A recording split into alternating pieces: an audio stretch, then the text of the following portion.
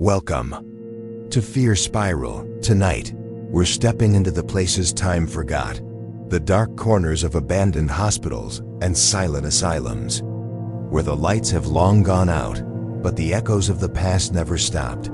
These are true style, horror encounters, told by those who swore they lived through them. People who wandered too deep into forgotten wards, who heard whispers in empty halls, and who saw shadows that shouldn't exist. From the silent ward to the janitor who didn't leave, each story pulls you further down the spiral, deeper into the fear. So turn off the lights and don't look behind you, because once you step into these halls, you might not walk out again. The locked room. I've always been drawn to abandoned places. There's something about wandering through forgotten halls, hearing the whispers of history, that gives me a thrill. I'm a freelance photographer, mostly shooting urban decay, and I've explored countless abandoned buildings. But nothing prepared me for the night I visited Eastbrook Asylum. It was a Friday. Around 11:30 p.m., the streets were empty, and a thin mist clung to the ground as I parked my car a few blocks away from the asylum. The building loomed over me, a hulking relic of brick and concrete. Broken windows glared like empty eye sockets, and the rusted fencing groaned with the wind. The asylum had been closed for decades, notorious for its controversial treatments and disappearances of patients that were never explained. Locals warned me to stay away, but curiosity had already taken hold. I approached the main entrance, my camera bag slung over my shoulder. The double doors were chained, so I circled to the side where a small service entrance was partially open. The metal door squealed when I pushed it, echoing through the empty halls. I stepped inside and was immediately hit by the smell, a mix of mold, rust, and something metallic like blood long dried. My flashlight cut through the darkness, illuminating peeling paint, broken tiles, and the skeletal frames of wheelchairs and gurneys left behind. The first corridor stretched endlessly, lined with rooms that had been patient wards. Each room told its own story: faded blankets on decaying cots, old syringes scattered across the floors, names scratched into walls. I moved slowly, careful not to disturb the fragile remains of the place. My camera clicked softly, each flash capturing fragments of decay. But there was a tension in the air, heavy and almost physical. I felt like I was being watched. Then I found it, a small reinforced door, padlocked but slightly ajar. The metal was cold, and the hinges groaned when I pushed it open. I hesitated. Something about the room felt off, but my curiosity won. I stepped inside. The room was tiny, almost a cell. A single cot sat in the center, stained and torn, and medical tools were scattered across the floor. The walls were marked with scratches, hundreds of them, jagged and frantic, as if someone had clawed their way out. The air here was thicker, colder, smelling faintly of antiseptic and something rotten. I raised my camera and took a few shots, the flash cutting through the darkness. That's when I heard it. Footsteps. Slow, deliberate, coming from somewhere behind me. My heart skipped a beat. "Hello," I called, my voice barely a whisper. Silence. The footsteps continued, approaching. I swung my flashlight, but the room was empty. At least, it seemed so. The air felt like it was closing in, pressing against my chest. I tried to rationalize it. Maybe it was the floorboards creaking or a rat scuttling in the walls. But then I felt a hot, heavy breath on the back of my neck. My skin prickled. I spun around, but there was no one. My pulse was racing so fast it felt like my chest might burst. The door slammed shut behind me with a deafening crash. I lunged at it, fumbling with the handle, but it wouldn't budge. My flashlight flickered, and in the brief darkness I saw it. A figure standing near the cot. It wasn't human, at least, not entirely. It was tall, gaunt, its head tilted at an unnatural angle. Its eyes reflected the faint light from my camera, black and endless, and its mouth was a thin line, twitching slightly. I froze. My mind screamed at me to run, but my legs refused to obey. I whispered, barely able to breathe. "Who? Who's there?" The figure didn't answer. It tilted its head, almost mocking, and I realized it was moving closer, slowly, gliding rather than walking. My instincts kicked in, and I threw my shoulder against the door. It didn't move at first, then finally gave way. I stumbled out into the corridor, tripping over broken tiles and debris. The corridor seemed different, longer, darker. The shadows stretched unnaturally, and I felt the presence of something following me. My flashlight trembled in my hands, casting frantic beams over the walls. I didn't look back. I ran down the hallway, the echoes of my own steps mingling with faint, whispering laughter. I could feel it just behind me, patient, stalking me through the dark. I reached the main entrance, or what should have been the main entrance. The double doors were still chained, but I forced one open with all my strength. The cold night air hit me like a physical blow. I didn't stop running until I reached my car, fumbling with the keys, my hands slick with sweat. I started the engine and didn't look back until I was several miles away, headlights cutting through the fog.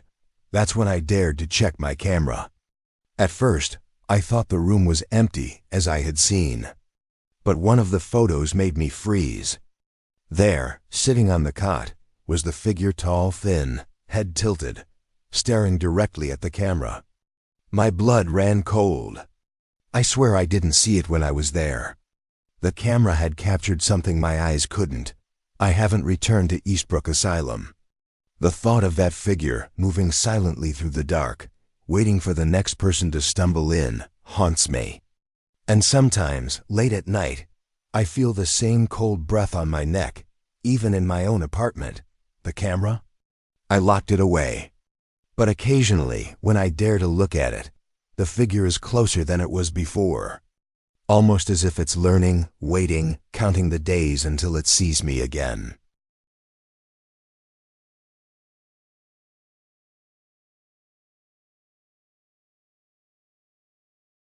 The locked room. I've always been drawn to abandoned places. There's something about wandering through forgotten halls, hearing the whispers of history, that gives me a thrill. I'm a freelance photographer, mostly shooting urban decay, and I've explored countless abandoned buildings. But nothing prepared me for the night I visited Eastbrook Asylum. It was a Friday. Around 11:30 p.m., the streets were empty, and a thin mist clung to the ground as I parked my car a few blocks away from the asylum. The building loomed over me, a hulking relic of brick and concrete. Broken windows glared like empty eye sockets, and the rusted fencing groaned with the wind. The asylum had been closed for decades, notorious for its controversial treatments and disappearances of patients that were never explained. Locals warned me to stay away, but curiosity had already taken hold. I approached the main entrance, my camera bag slung over my shoulder. The double doors were chained, so I circled to the side, where a small service entrance was partially open. The metal door squealed when I pushed it, echoing through the empty halls. I stepped inside and was immediately hit by the smell, a mix of mold, rust, and something metallic, like blood long dried. My flashlight cut through the darkness, illuminating peeling paint, broken tiles, and the skeletal frames of wheelchairs and gurneys left behind. The first corridor stretched endlessly, lined with rooms that had been patient wards. Each room told its own story: faded blankets on decaying cots, old syringes scattered across the floors, names scratched into walls.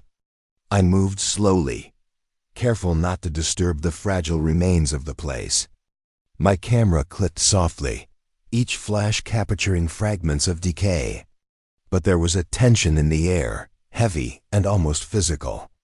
I felt like I was being watched. Then I found it, a small reinforced door, padlocked but slightly ajar. The metal was cold, and the hinges groaned when I pushed it open. I hesitated. Something about the room felt off, but my curiosity won. I stepped inside. The room was tiny, almost a cell. A single cot sat in the center, stained and torn, and medical tools were scattered across the floor. The walls were marked with scratches, hundreds of them, jagged and frantic, as if someone had clawed their way out. The air here was thicker, colder, smelling faintly of antiseptic and something rotten. I raised my camera and took a few shots, the flash cutting through the darkness. That's when I heard it. Footsteps. Slow, deliberate, coming from somewhere behind me. My heart skipped a beat. "Hello?" I called, my voice barely a whisper. Silence. The footsteps continued, approaching. I swung my flashlight, but the room was empty, at least it seemed so. The air felt like it was closing in, pressing against my chest. I tried to rationalize it. Maybe it was the floorboards creaking, or a rat scuttling in the walls. But then I felt a hot, heavy breath on the back of my neck. My skin prickled. I spun around, but there was no one. My pulse was racing so fast it felt like my chest might burst. The door slammed shut behind me with a deafening crash. I lunged at it, fumbling with the handle, but it wouldn't budge. My flashlight flickered, and in the brief darkness I saw it, a figure standing near the cot. It wasn't human, at least, not entirely. It was tall, gaunt, its head tilted at an unnatural angle. Its eyes reflected the faint light from my camera, black and endless, and its mouth was a thin line, twitching slightly. I froze. My mind screamed at me to run, but my legs refused to obey. I whispered, barely able to breathe. "Who? Who's there?" The figure didn't answer. It tilted its head, almost mocking, and I realized it was moving closer, slowly, gliding rather than walking. My instincts kicked in, and I threw my shoulder against the door. It didn't move at first, then finally gave way. I stumbled out into the corridor, tripping over broken tiles and debris. The corridor seemed different, longer, darker. The shadows stretched unnaturally, and I felt the presence of something following me. My flashlight trembled in my hands, casting frantic beams over the walls. I didn't look back. I ran down the hallway, the echoes of my own steps mingling with faint, whispering laughter. I could feel it just behind me, patient, stalking me through the dark. I reached the main entrance, or what should have been the main entrance.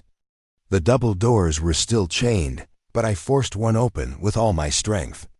The cold night air hit me like a physical blow.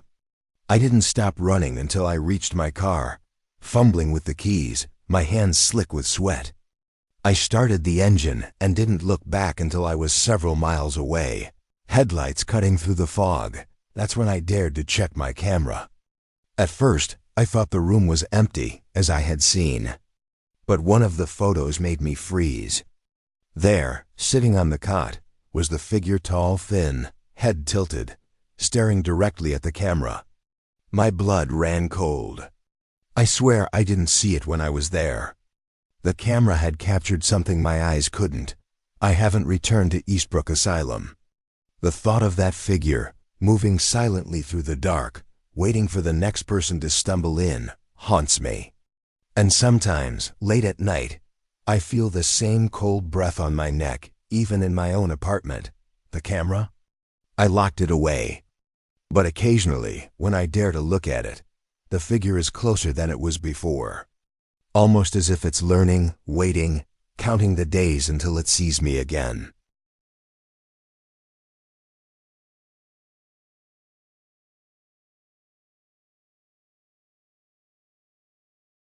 The midnight patient. I've worked as a security guard for about 2 years now, mostly overnight shifts at abandoned or underused properties. It's not glamorous, but it pays enough to cover my rent while I finish college. I've seen my fair share of strange things, break-ins, drunken wanderers, and the occasional prankster, but nothing prepared me for what happened at the old Blackwood Psychiatric Hospital. It was mid-October. A Friday night, around 2:10 a.m., the leaves outside rustled under the wind.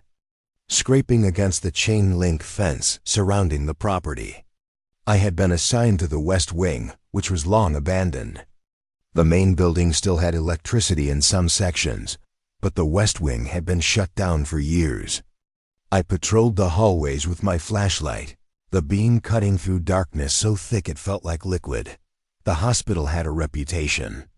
Stories of patients disappearing during the night, whispers of experiments that never got documented enough to make locals avoid the area after dark. I was skeptical, of course. I had my walkie, my flashlight, and a healthy sense of caution. Yet, as I stepped down the crumbling corridor of the West Wing, I couldn't shake the feeling of being watched. The air smelled musty, with a faint metallic tang that reminded me of dried blood. The walls were lined with peeling paint and faint stains, and broken ceiling tiles littered the floor. My boots crunched softly against debris as I rounded a corner. That's when I noticed it. The sliding glass doors of one of the treatment rooms were slightly open. I hadn't unlocked anything. I'm meticulous about locking doors during my rounds. Something about that small gap made my stomach twist. I approached cautiously, my flashlight trembling slightly in my hand. "Hello?" I called, though I didn't really expect an answer. The air inside the room was colder than the hallway, so cold, my breath formed short clouds in front of me. The faint hum of the building's failing HVAC system seemed louder here, like it was straining to be heard. Inside the room, I saw nothing at first. Just the usual remnants of abandonment. A wheelchair tipped over, rusted floor stands, a faint layer of dust covering everything. But then I noticed the humming. It was soft, monotonous, high-pitched, and clearly human. It sent chills crawling up my spine. I froze, straining to listen. The humming grew louder, then abruptly stopped. Then, a tapping. Slow, deliberate, like fingernails against metal. I turned my flashlight toward the sound and froze. There, in the corner of the room, was a figure. Sitting upright in a wheelchair, its head tilted slightly forward. Its eyes were black, completely empty, reflecting only the faint beam of my light. I could feel it watching me. My heart hammered in my chest, my pulse racing so fast I thought it might burst. Who's there?" I whispered, my voice cracking. The figure didn't respond. It didn't even move. But then, slowly, it turned toward me. Not with normal movement, its body glided unnaturally, almost floating above the ground. Its gaze held me, paralyzing me in place. I wanted to run, but my legs felt like lead. I took a hesitant step back, then another, trying to keep my flashlight trained on it. The humming began again, soft and insistent. I could hear it in my ears, vibrating through my skull. The wheelchair slowly rolled toward me, though there was no visible movement pushing it. Panic surged through me. I lunged toward the door, fumbling with the handle, but it wouldn't budge. The figure's voice came then, a whisper barely above the sound of my own ragged breathing. "You shouldn't be here." My stomach dropped. Every horror story I had ever heard rushed into my mind. My training, my reason, my logic, they all fled in the face of pure, unadulterated fear. Finally, the door gave way. I stumbled into the hallway, the beam of my flashlight dancing over the walls. The corridor seemed longer than before, shadows stretching and twisting as if alive. I could feel the figure following me, always just behind the edge of the light. My steps quickened into a desperate run, adrenaline pushing me past exhaustion. The sound of wheelchair wheels scraping the floor echoed behind me, though when I glanced back, the hall was empty. I burst out into the night, the cold air a welcome relief, but my terror didn't subside. I ran all the way to my car, nearly tripping over fallen branches and cracked pavement. My hands shook so badly I could barely unlock the doors. I drove away without looking back, headlights cutting through the fog that seemed to cling to the hospital like a living thing. That night I couldn't sleep. Every creak of my apartment building sounded like the echo of wheelchair wheels on the hospital floor. Shadows in my room stretched and moved when I wasn't looking directly at them. And occasionally, I swear I hear that humming again. Faint, just at the edge of hearing, calling me back. Weeks later, a coworker mentioned seeing a security camera footage from the West Wing that I had never authorized. On the monitor, a wheelchair rolls down the hall by itself, and in it sits a figure. Head tilted, eyes black as voids, gliding toward the camera. I wasn't sure if I wanted to see more. Some things, I realized, are better left unseen. I've never returned to Blackwood Psychiatric Hospital. I don't plan to. But sometimes, when the night is quiet and my apartment is still, I hear the soft whisper again, "You shouldn't be here." And I feel it. The presence of the midnight patient, waiting, patient, and unseen. Even now, months later, I double-check my doors before sleeping. I'm convinced the figure is still out there, moving through the dark corridors, watching anyone foolish enough to enter.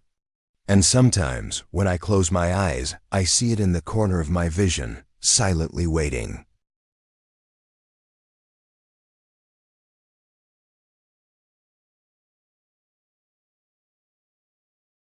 The echoing screams have always been drawn to abandoned places, especially old hospitals and asylums.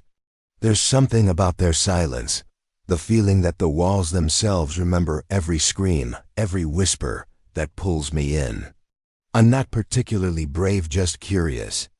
But curiosity can be dangerous when you ignore every warning your instincts give you. It was a Friday night in late October, around 12:50 a.m., when my two friends and I decided to explore the ruins of Willowbrook Asylum. The building had been condemned for over 30 years, and locals avoided it entirely. Stories of patients vanishing, unexplained lights, and strange sounds were common in the town, but we laughed them off. We parked our car a few blocks away, the fog rolling in thick and heavy, shrouding the path ahead. The exterior of the asylum was terrifying even in daylight. In the dim moonlight, it was nightmarish. Broken windows, rusted fencing, and the skeletal remains of an old sign that read Willowbrook Psychiatric Hospital made it seem like the building itself was warning us to stay away. We found a side door partially open, and I pushed it, wincing as the hinges shrieked, the sound echoing through the empty halls. The interior was suffocating. The air smelled of damp plaster, mold, and decaying wood. Broken floor tiles crunched under our boots, and the flashlight beams danced over peeling paint and graffiti scratched into the walls. The silence was almost tangible, pressing in on us, making our own breathing seem deafening. We moved cautiously through the first few corridors, passing abandoned patient rooms filled with rusted beds, broken chairs, and remnants of a time long gone. I remember pausing to look into one room. The window was shattered, and shards of glass caught the light, creating jagged patterns across the floor. That's when I heard it scream. It was high-pitched, raw, and unmistakably human. It reverberated down the corridor, bouncing off the walls and ceiling, but it didn't come from any room we could see. My friends froze, and I could feel my pulse spike. "Did you hear that?" Lisa whispered, her voice trembling. I nodded, unable to speak. The scream came again, closer this time, echoing through the hallways like it was following us. We continued cautiously, trying to convince ourselves it was an animal or the wind, but the sound was too deliberate, too human. The corridors seemed to stretch, and shadows pooled in corners where the flashlight couldn't reach. Every creak of the floorboards sounded amplified, like the building itself was alive, listening to our every step. As we turned a corner leading to the old cafeteria, the screams became clearer, almost desperate. I stopped, my chest tight with fear. My friends mirrored my hesitation, glancing around nervously. The cafeteria doors hung open, revealing tables overturned and debris scattered across the floor. The sound now came from inside, echoing from multiple directions at once. Then I saw them. Shadows human-shaped, hunched, crawling along the walls and floor, moving unnaturally fast. Their eyes were hollow, reflecting the faint light from our flashlights. One shadow stepped forward, and I realized with horror it wasn't a shadow at all. It was a person, or something that had once been human. Its head twisted unnaturally, almost breaking the laws of anatomy. I froze, my heart hammering, unable to breathe. "Run!" Mark shouted, snapping me out of my paralysis. We bolted across the cafeteria, dodging broken furniture and shattered glass. The shadows didn't chase us in a conventional sense. They didn't move like normal beings. They simply appeared closer with every turn we took, as if the building itself was pushing them toward us. The screams continued, overlapping and echoing, creating a chaotic symphony of fear. We ran blindly down a corridor, turning corners that seemed to stretch endlessly. The shadows appeared around every bend, hunched figures sliding along the walls, their eyes hollow and unblinking. I could feel something brush past my arm, a cold, clammy touch that left my skin crawling. I screamed, nearly tripping over a broken tile, and my friends were right behind me, panting and terrified. Finally, we reached the main hall. The front doors were boarded up, but a side exit offered a small gap. We squeezed through, the fog thick around us, cold and biting against our skin. Our legs shook, adrenaline coursing through our veins as we ran till we reached the car. The headlights cut through the mist, but the asylum remained behind us, silent once again. Deceptively calm. We didn't speak until we were several miles away. The silence in the car was heavy, broken only by our ragged breathing. I looked back once, and in the distance, the asylum seemed impossibly still, but I could have sworn a figure moved past one of the broken windows, watching us leave. Even now, I can't forget the sound of those screams. Sometimes, late at night, I hear them echoing in my dreams, or maybe just outside my window. I can't tell if they're memories or warnings. I've told myself it was imagination, fear, or acoustics, but part of me knows the shadows of Willowbrook are still there, waiting for the next trespassers to stumble through the decaying halls. And I know without a doubt that the echoes are patient. They remember every sound, every step, every visitor. And if I ever return, I might hear them again. Right behind me, just out of sight, whispering in the dark.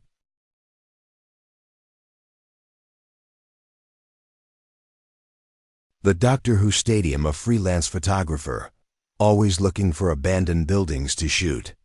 Hospitals and asylums fascinate me most. They're full of history, of lives long gone, and the eerie feeling that sometimes the past refuses to leave. One summer night, around 1:15 a.m., I decided to explore the old Mercy Hospital, a massive structure on the edge of town that had been abandoned for decades. Rumors circulated for years, strange lights at night, shadows moving in hallways, and a doctor who supposedly never left. Wandering the halls long after everyone else had gone, I parked my car at the far end of the street, under a broken street lamp that flickered weakly. The night air was heavy, warm but humid, carrying the smell of decay and rot from the surrounding fields. I slung my camera bag over my shoulder and approached the building. The main entrance was barricaded with metal bars, rusted through in spots. I found a side door partially open and pushed it cautiously.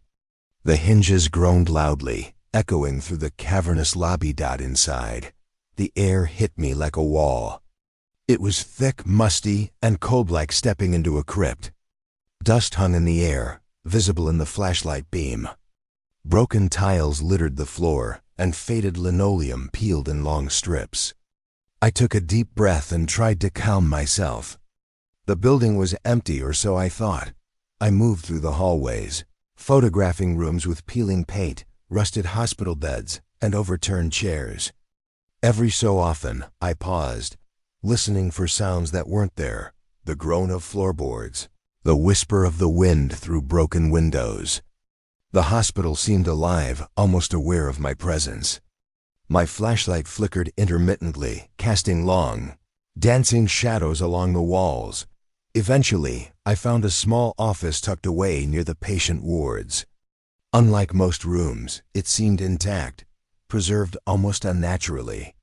A desk sat neatly in the center, a chair pushed in, and a filing cabinet against the wall. The air smelled faintly of antiseptic, which made the decay around it feel even stranger.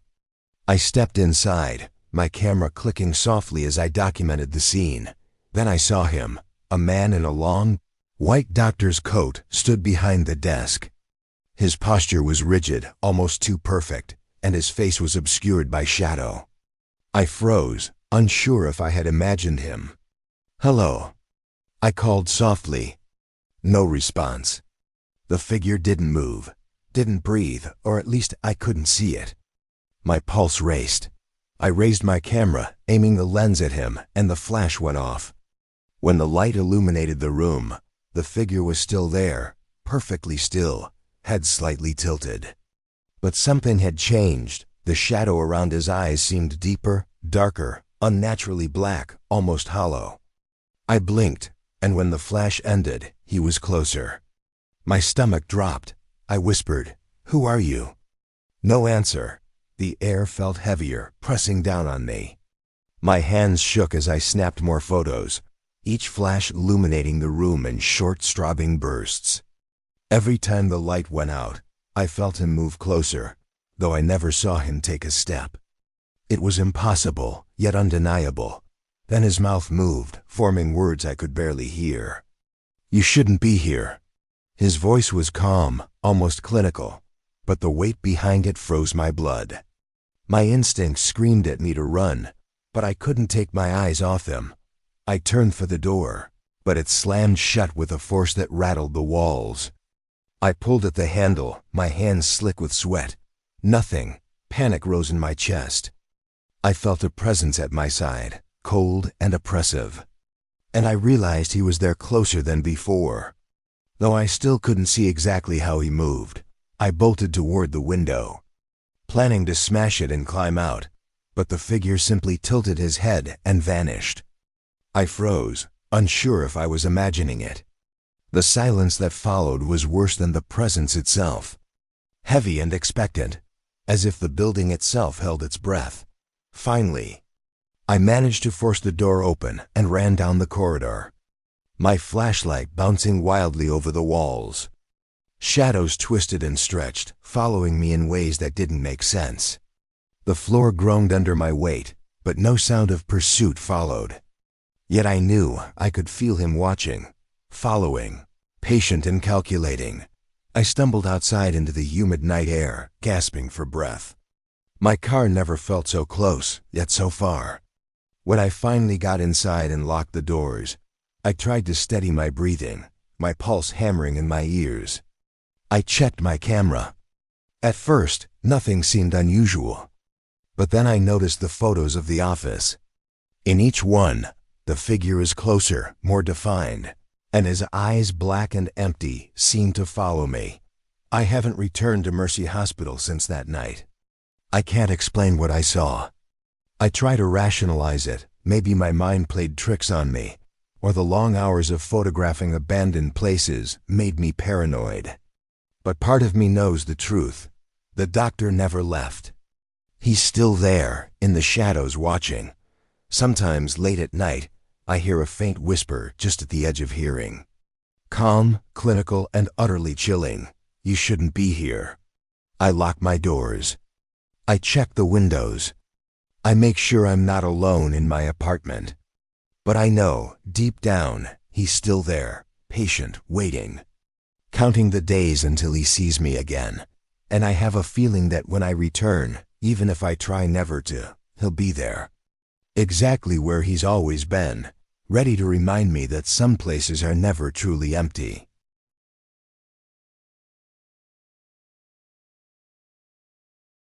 The stairwell that led nowhere. I've always been the kind of person who seeks out the unknown.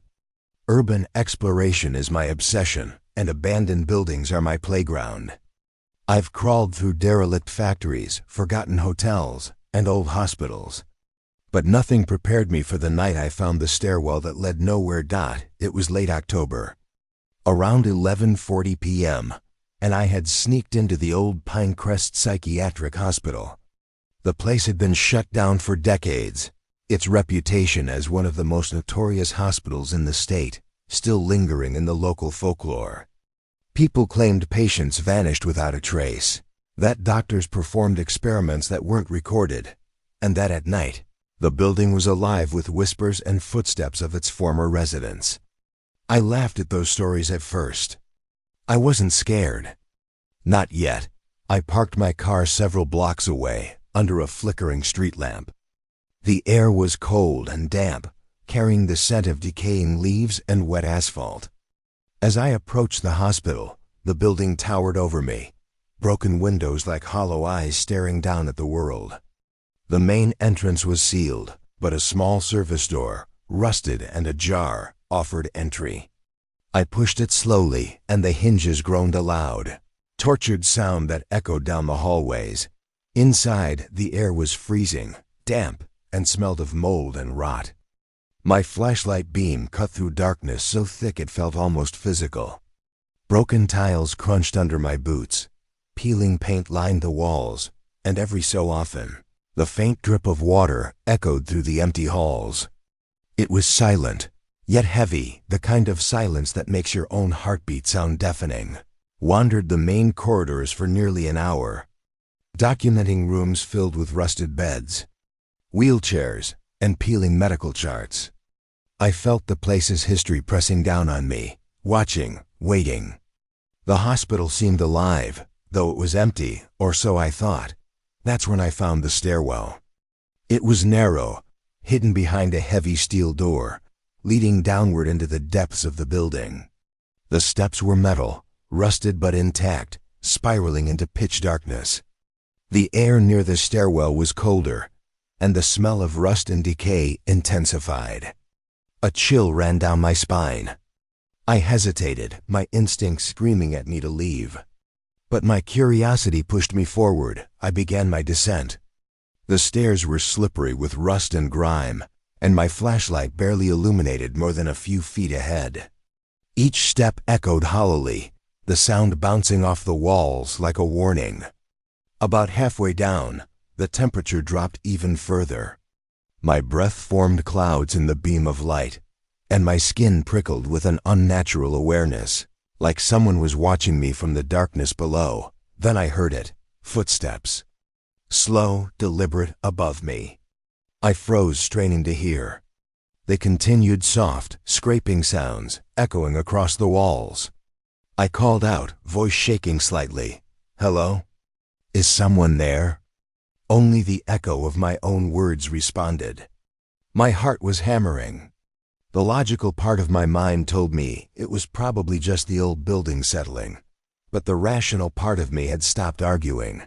I reached the bottom of the stairwell and stopped dead. The steps ended against a brick wall. There was no basement, no tunnel, no door. Just the wall. My flashlight flickered, and in the brief darkness, I swore I saw shadows moving along the wall, shifting unnaturally. My pulse skyrocketed. I turned to climb back, but the stairwell had changed. The steps I had descended were gone, replaced by an endless drop of darkness. I panicked. "No, no, no," I whispered, my hands trembling as I tried to locate the stairs. But the beam of my flashlight showed only solid black. The sound of footsteps grew louder, circling me, patient, deliberate. I screamed and pounded at the walls. Nothing.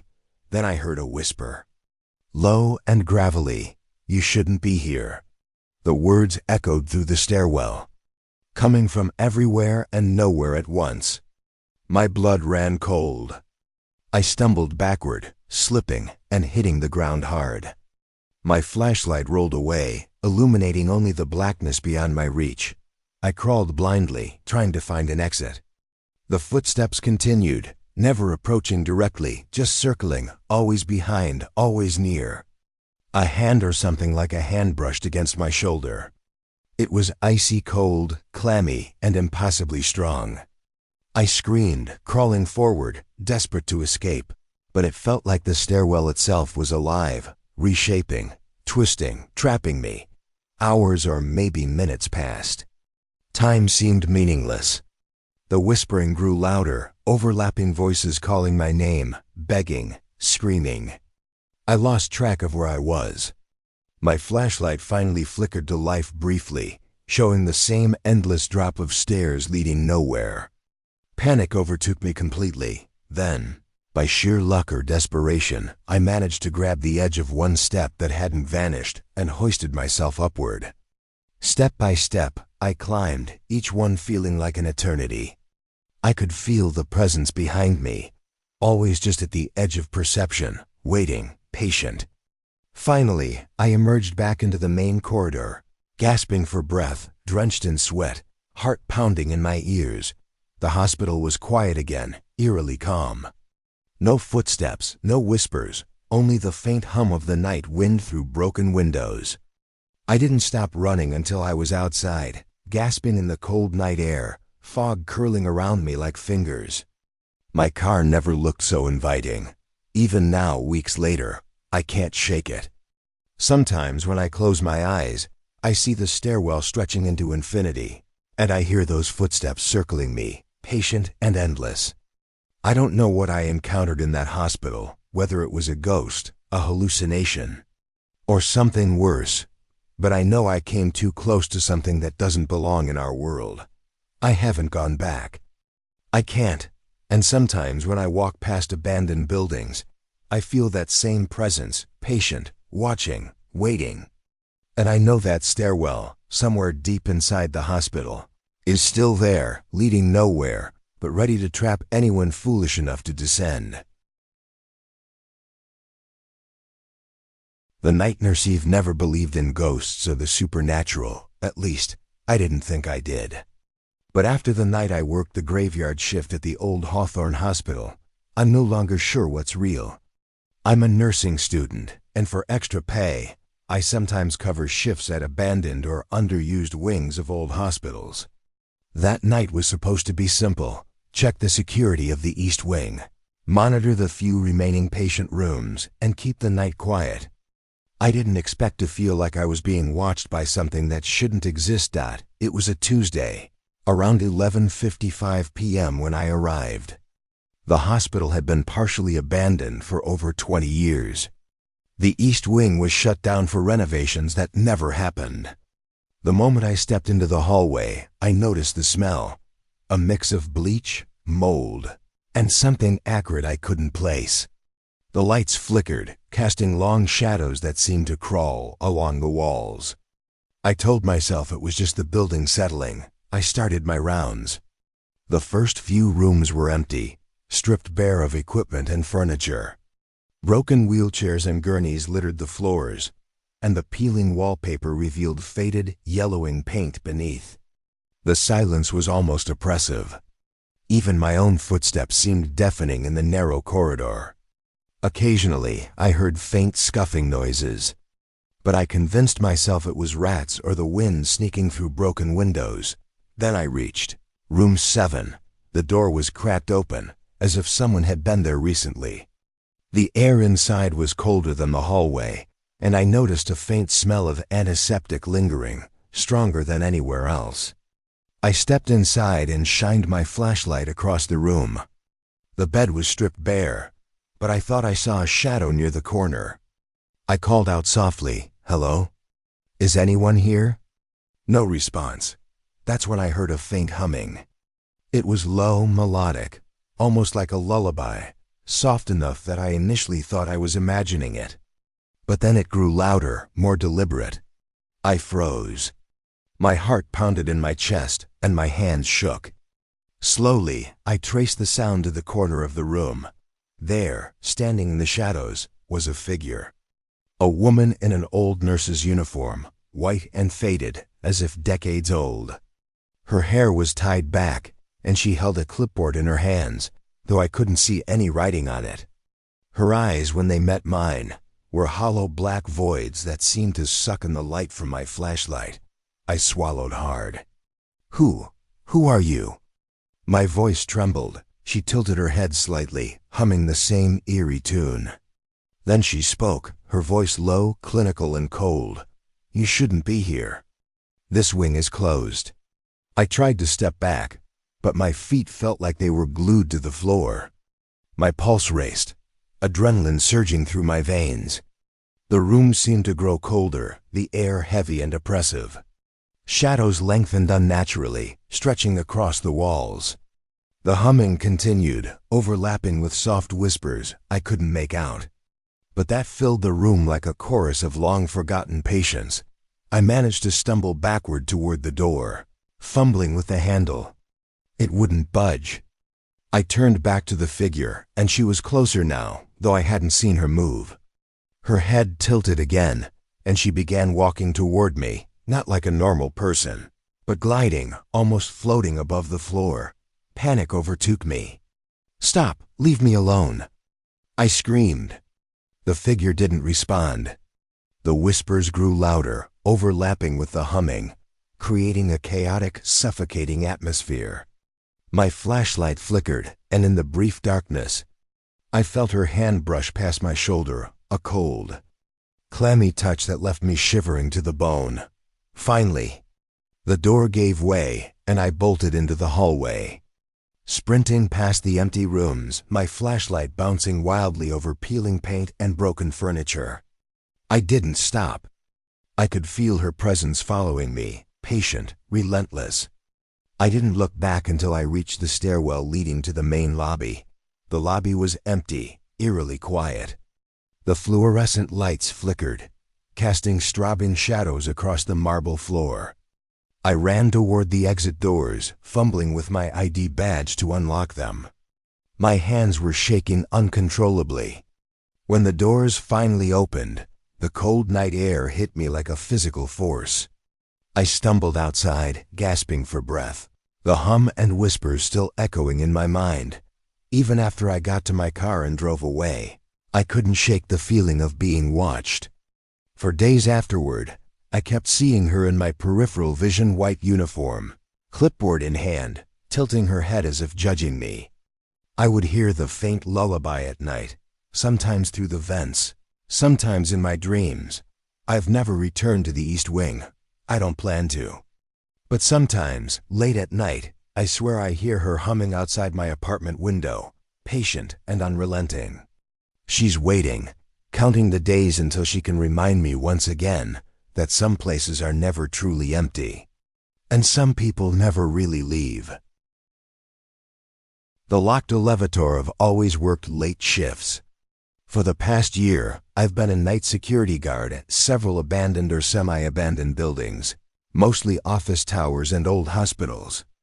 It's usually boring, the kind of job where you walk the same empty halls over and over. But there's always that creeping feeling, that sense of being watched. And sometimes, it turns out that feeling is real.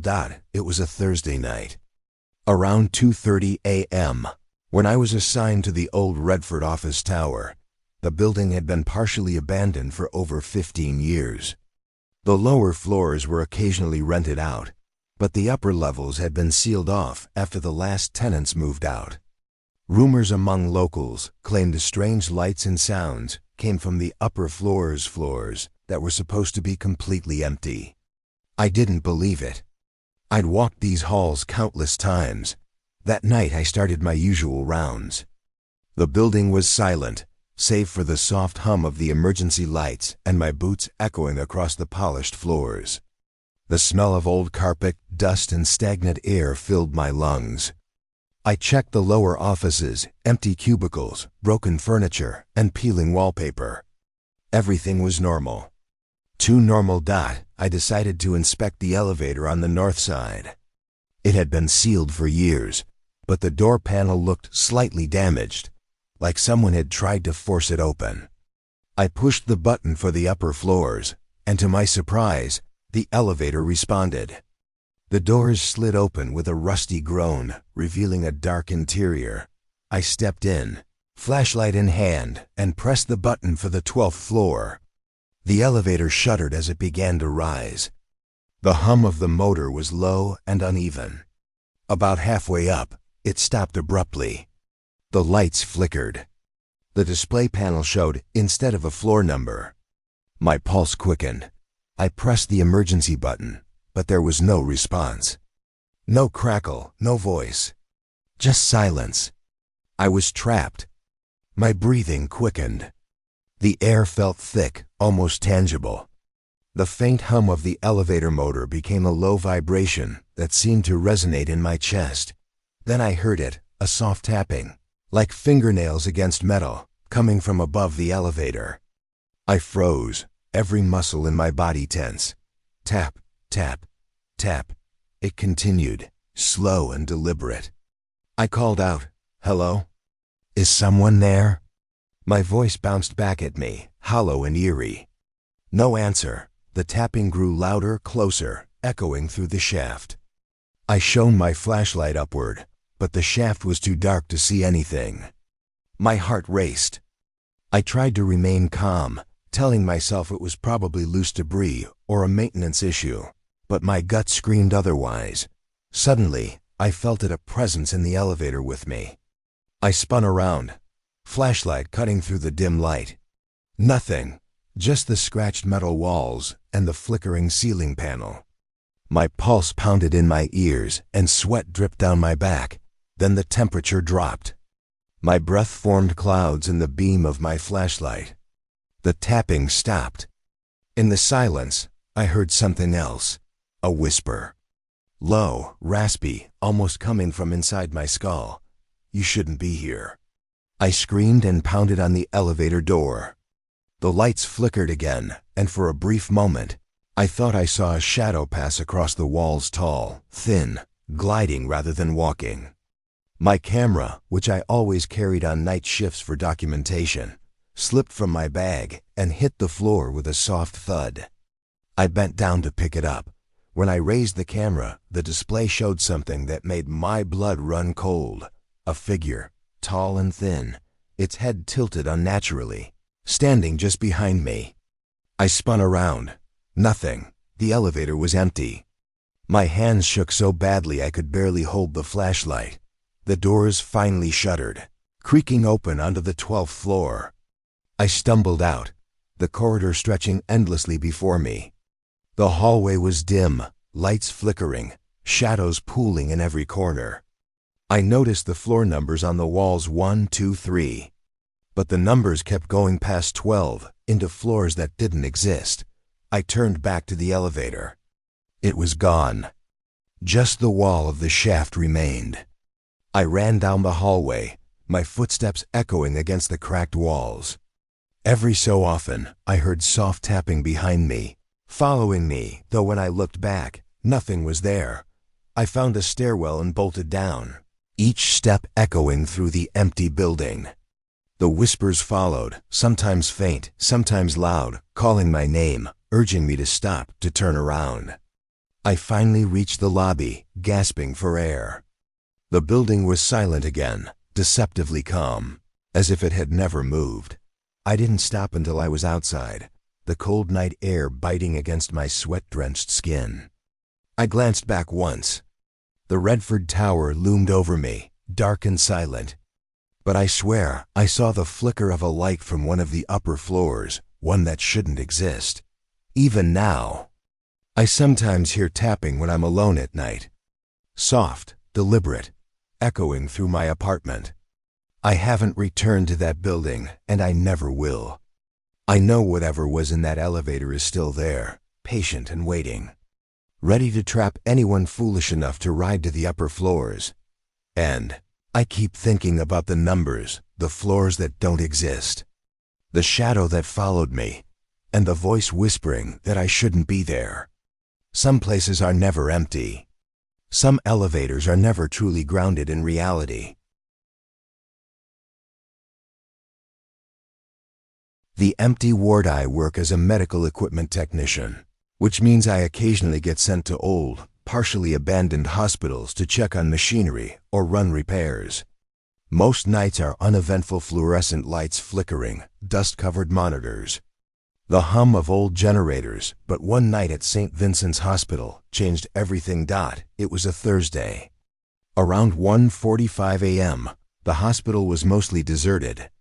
except for the few patients still in the East Wing. I had been assigned to the West Wing, which had been closed for years due to budget cuts and structural issues. No one liked going there. Staff whispered about strange sounds, moving shadows, and the lingering smell of antiseptic mixed with something darker. I didn't believe them, of course. Ghost stories are for people with too much imagination. I parked my car behind the hospital, where a chain-link fence separated the old wing from the main building. The night was foggy, thick mist curling around the street lamps, making the abandoned wing look like a giant shadow on the horizon. I found a side door, rusted and barely hanging on its hinges, and pushed it open. The door groaned loudly, echoing down the empty corridor.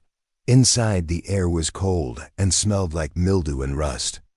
My flashlight cut through the darkness, revealing broken tiles, peeling wallpaper, and wheelchairs left to decay.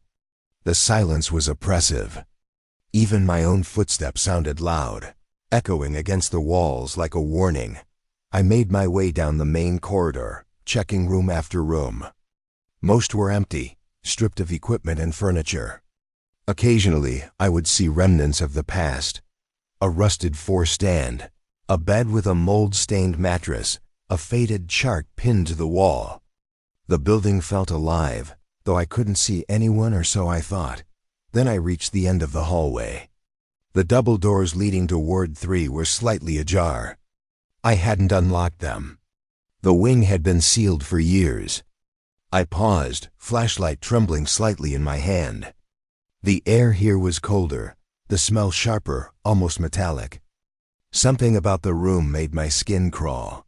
I pushed the doors open slowly. The ward was empty, but not like the other rooms I had seen. It was perfectly intact beds, neatly arranged, monitors humming faintly as if someone had just left, and a faint smell of antiseptic that made my stomach churn. My footsteps echoed across the tile floor as I moved between the rows of beds.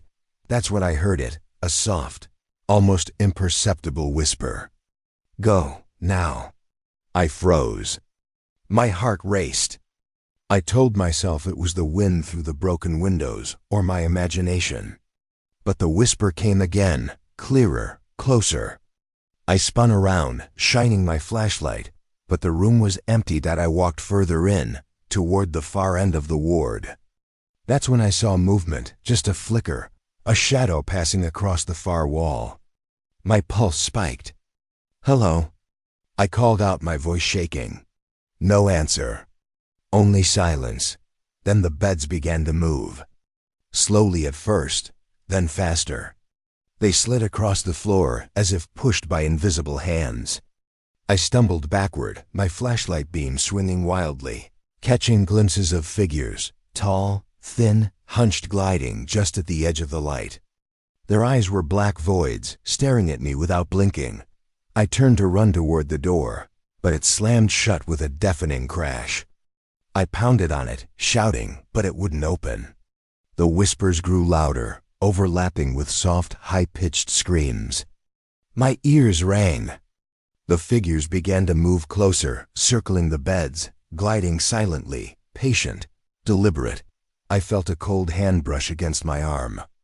My breath caught in my throat. The temperature dropped even further, freezing my skin. I backed away, slipping on the tile floor, and fell hard. When I looked up, one of the figures was inches from me. Its head was tilted unnaturally, and I could see its mouth opening. But no sound came out, just a sense of pure, malignant intent. I scrambled to my feet and forced myself to the door. By some miracle, it gave way, and I ran down the corridor, hearing the whispers follow me, overlapping with the hum of the ward, creating a chaotic, suffocating noise. I didn't stop until I reached the main exit and bolted outside into the foggy night air. Even then, I felt like I was being followed. When I looked back, the windows of Ward 3 were dark and still, but I swear I saw a shadow flicker past, moving closer to the glass, watching me. I haven't returned to St. Vincent's Hospital. I can't, sometimes late at night. I swear I hear whispers in my apartment, faint but insistent. Go. Now. I check every corner, every closet, and every window, but nothing's there. And deep down, I know Ward 3 is still waiting, perfectly intact, with its patientless beds and silent watchers, ready for the next person foolish enough to enter. Some nights, I dream of that ward. The figures, the whispers, the black eyes staring at me, patient and eternal. And sometimes, I wake up gasping, the cold touch of something brushing my arm, even though I sleep alone. The janitor who didn't leave worked night shifts at old hospitals for about 3 years now. Most nights are uneventful, patrolling empty hallways, checking doors, and occasionally hearing the hum of old machinery. I've seen my fair share of shadows, strange reflections, and noises that vanish the moment I turn to look. But nothing had ever unsettled me the way the old Whitmore Hospital did. It was a Wednesday night, around 2:20 a.m., when I was assigned to Whitmore for a routine security check. The hospital had been partially abandoned for nearly a decade. Some wings were still used occasionally, but much of the building had been left to decay. Staff whispered about the East Wing's strange lights, soft footsteps echoing in empty corridors, and a janitor who supposedly never left. Even after retirement, I parked my car near the back entrance. The night was damp, with a faint fog curling around the streetlights, making the hospital's silhouette loom like a shadowy monolith. The side door creaked as I pushed it open, echoing through the empty hallways. The smell of mold, damp carpet, and old disinfectant hit me immediately.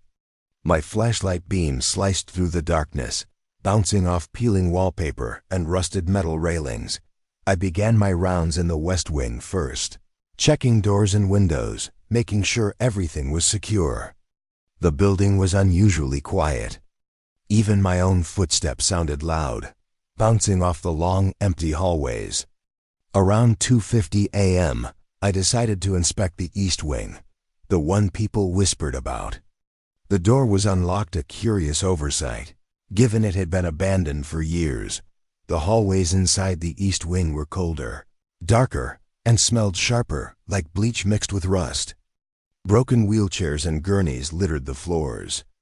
Dust particles floated in the beam of my flashlight, and every step I took sounded louder than it should have.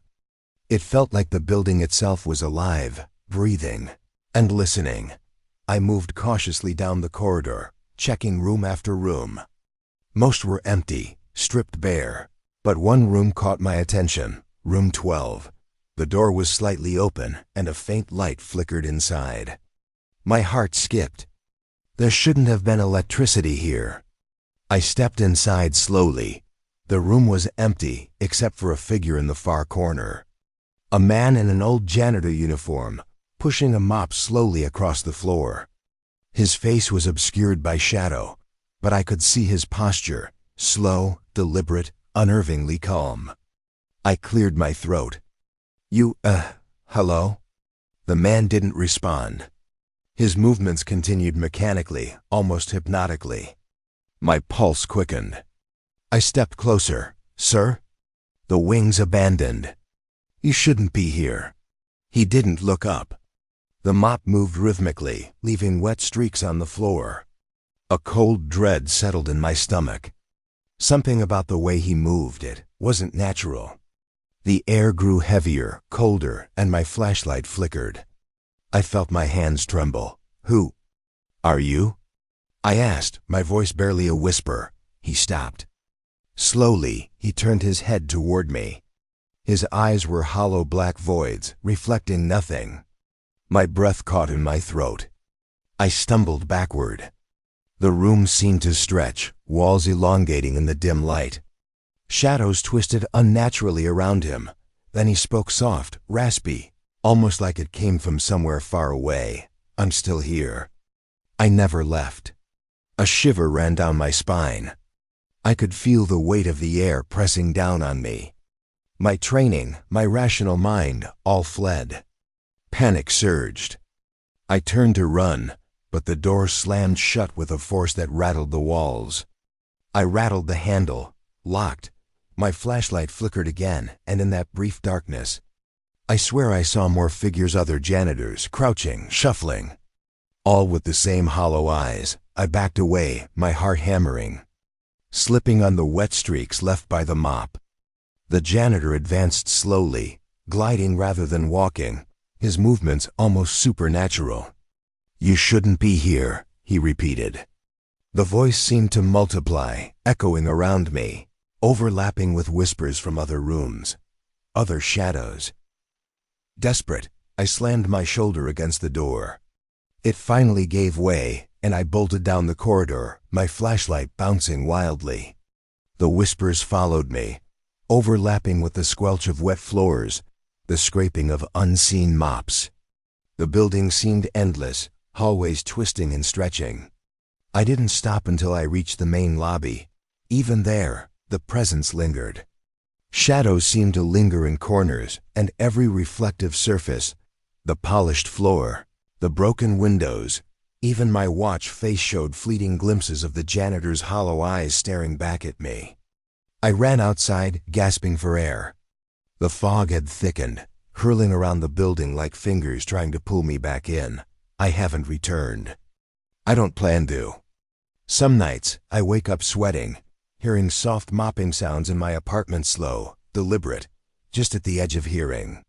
And sometimes when I pass abandoned buildings, I swear I see him in the shadows, gliding along the walls, patient, watching. I realize that night that some people never truly leave. Some places never forget. And some janitors, they just keep cleaning, waiting for the next intruder to stumble into their endless, dark halls. Even now, months later, I still feel him watching. Patient, silent, waiting, and deep down, I know if I ever go back, even for a simple inspection, he'll be there, mopping the same wet streaks across the same floors, whispering the same chilling warning, "You shouldn't be here."